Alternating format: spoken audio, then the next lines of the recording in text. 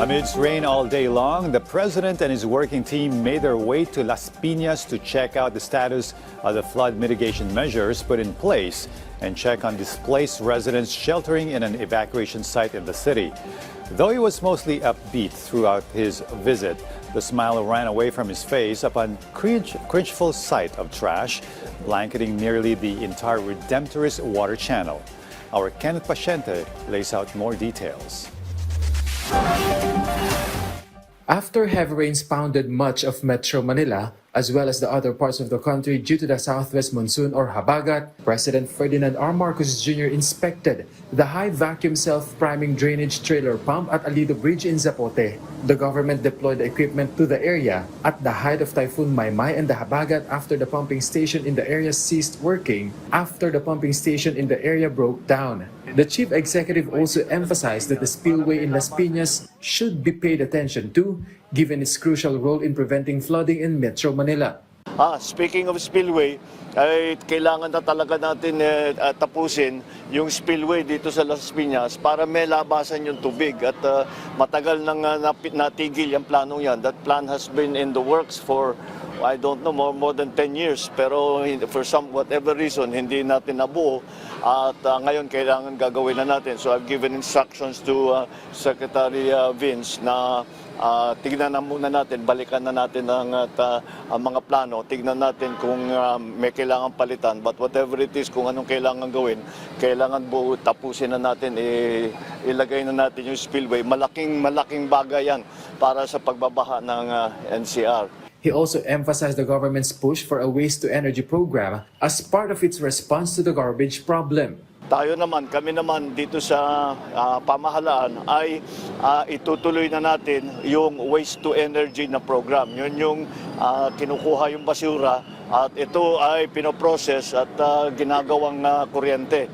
At napakalaking bagay ng pagka natapos na natin. Sandali lang siguro yan kasi understood technology na yan.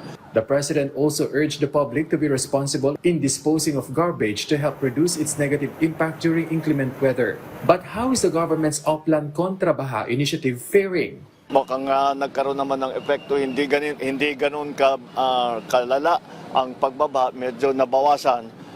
Dati hanggang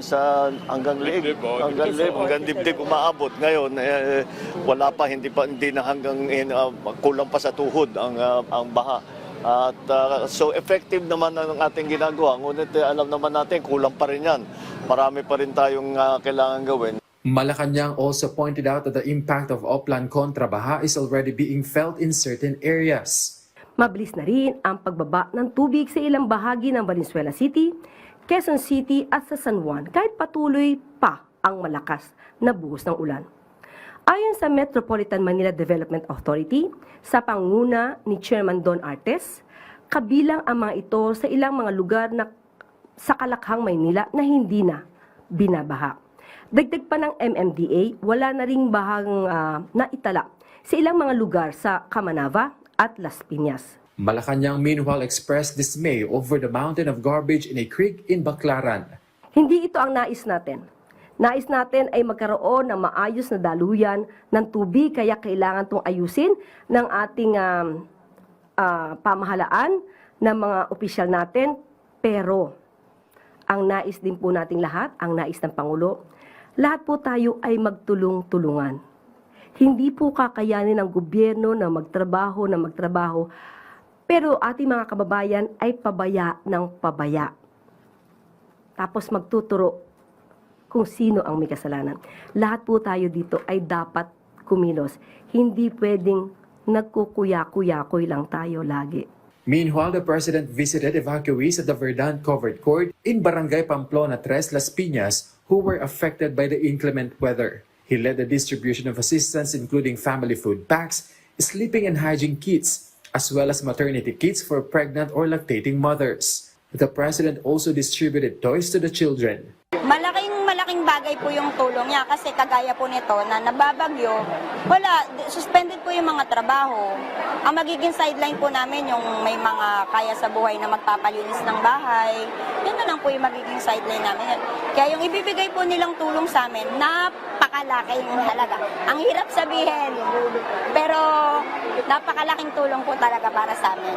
Nagpapasalamat po kami kasi po matutulungan niya po kami ngayon. The DSWD also distributed financial assistance to evacuees amounting to 10,000 pesos each under the AICS or Assistance to Individuals in Crisis Situation program. Sobrang malaking na po to dahil po ako isang single mom. Ibibili ko po agad po to ng bigas sa mga educational po ng mga anak ko. According to DSWD Secretary Rex Gatchalian, the government has distributed nearly 193,000 family food packs or FFPs to affected areas across the country. He said the DSWD is ensuring that people in evacuation centers have food in line with the President's directive. The agency is also ready to provide financial assistance to families whose homes have been damaged. Pagkain muna. And then we're now assessing yung mga may damages, no? Like in Pampanga, nakita namin medyo napuruhan sila. So we're going to work with the local government unit on the cash assistance later on.